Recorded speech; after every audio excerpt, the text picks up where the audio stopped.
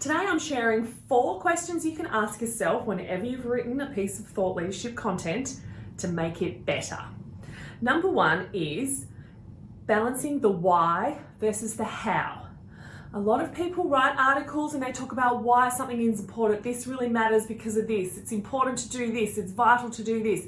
And that's all really great. But then people reading it just think, but how?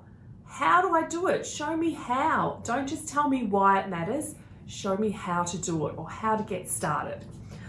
So every piece of content you're writing, look at it with that lens. How much of it is why and how much of it is how? The second thing you should always do when you're reviewing your written articles is, are you backing up your claims with evidence? If you're saying 1 in 4 people say blah, blah, blah, then link back to some research that proves that claim. It's really important for your SEO to have links out to sources, but it's really important to be trustworthy and show that you don't just make claims about statistics or even case studies or, this brand suffered this problem. Well, then where's the evidence? Prove it. Link to an article that talks about that problem. Link back to your own articles. So if you're making claims, you need to back it up with evidence.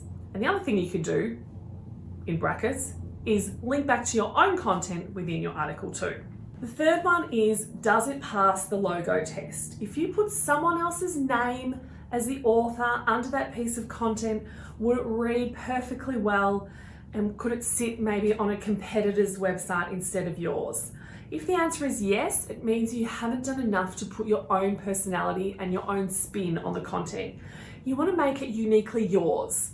That way your audience loves that strong tone of voice. It makes it a lot harder for it to get copied and it positions yourself as the expert. And the fourth way you can review your articles is to ask yourself, does this have enough depth?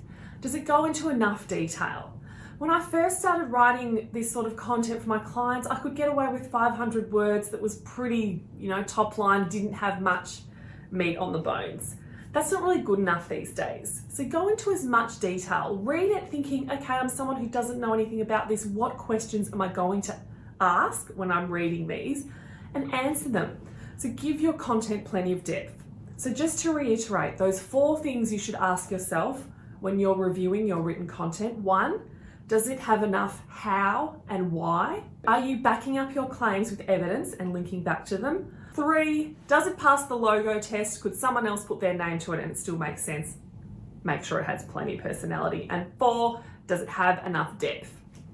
Hope that helps.